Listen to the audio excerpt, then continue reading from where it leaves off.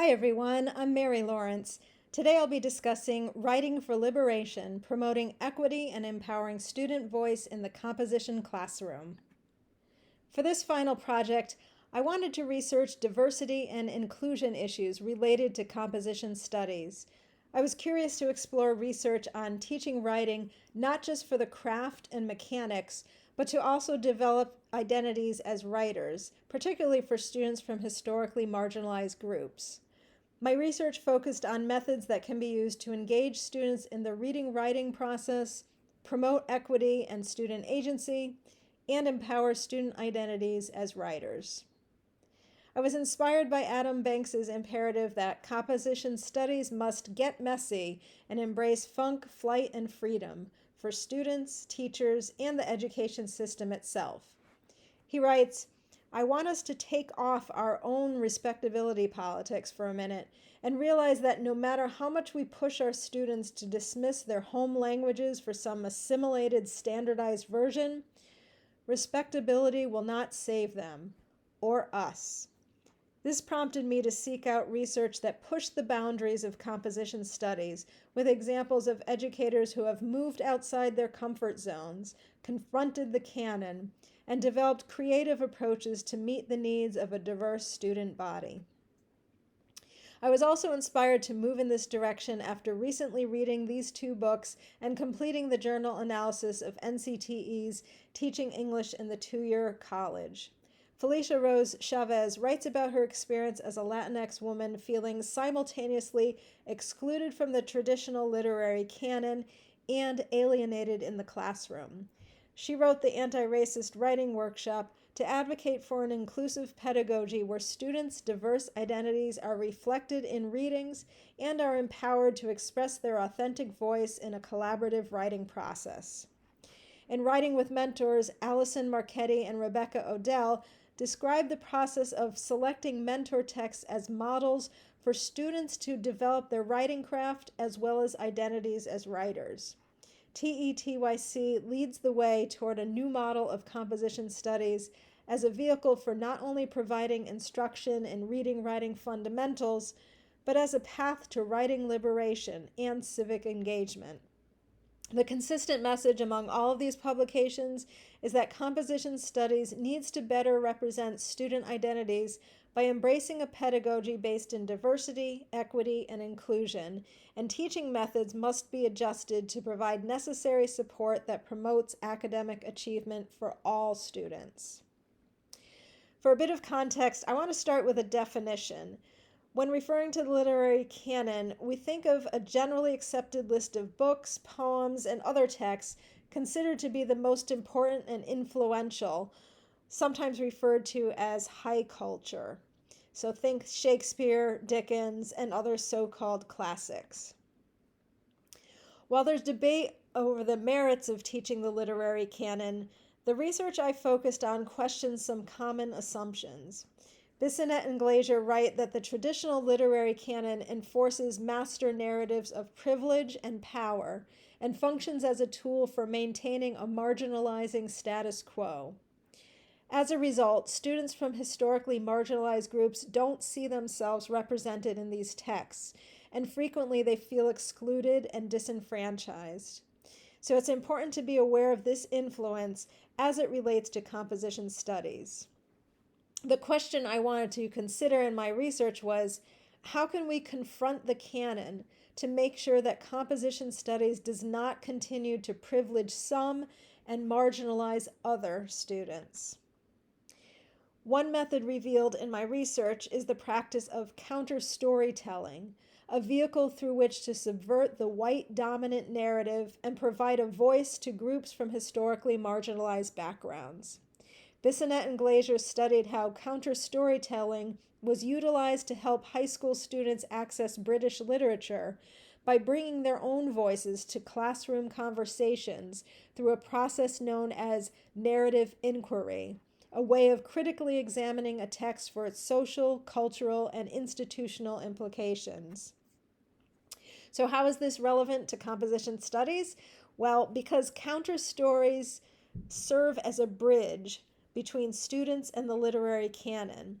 And by discussing these alternative viewpoints with a critical lens, students develop the skill necessary to critique and talk back to systems of oppression and develop their own social, political consciousness. This liberatory space gives them the freedom to express their unique identities in their writing and develop an authentic voice in the process. For an idea of what this looks like in practice, I recommend exploring the website Disrupt Texts. This is an excellent resource for these counter stories. It's a crowdsourced, grassroots effort by teachers and for teachers to challenge the traditional canon in order to create a more inclusive, representative, and equitable curriculum. This compilation of anti-racist, anti-bias texts can also be of benefit to composition studies for modeling alternative viewpoints. My research also identified the practice of using inclusive mentor texts as a way to promote equity in the classroom. In this case study, Beatrice Mendez Newman utilizes the lived experiences of her first-year writing students at the University of Texas Pan American, which they can then draw on as ideas for their own writing. She recommends using mentor texts that reflect and relate to students' backgrounds and writing lessons that are inclusive of different languages in order to help students find their voices, share their stories, and participate meaningfully and successfully in our increasingly culturally diverse classrooms. Newman recommends selecting mentor texts collaboratively with students to reflect their identities and interests and give them a vision for their own writing.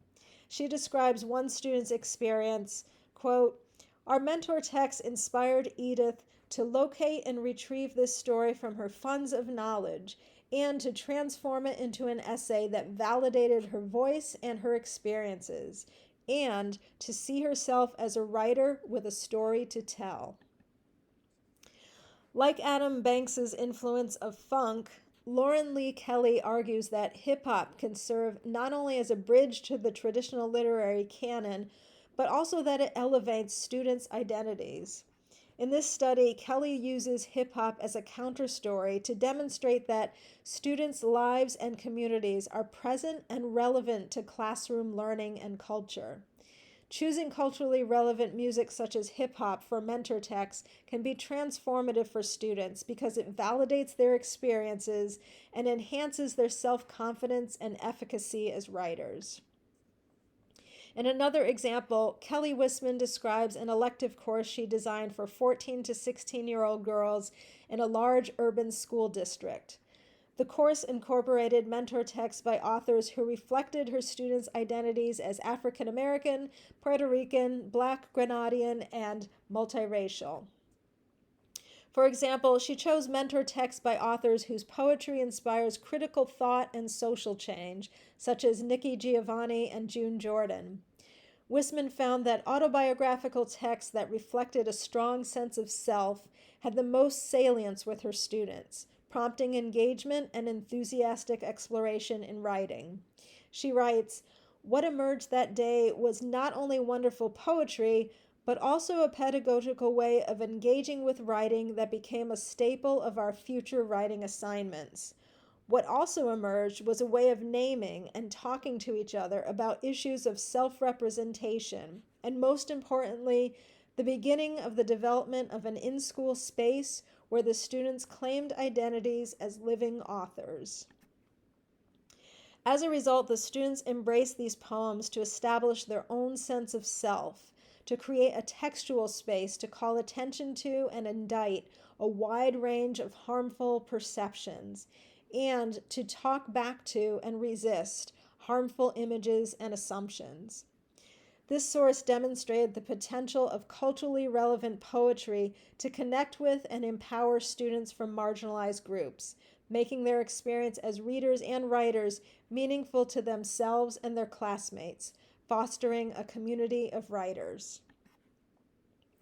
Because the digital revolution has afforded far more resources for meaning making than language alone, we must also consider multimodal mentor texts as tools for empowering student voice in the composition classroom.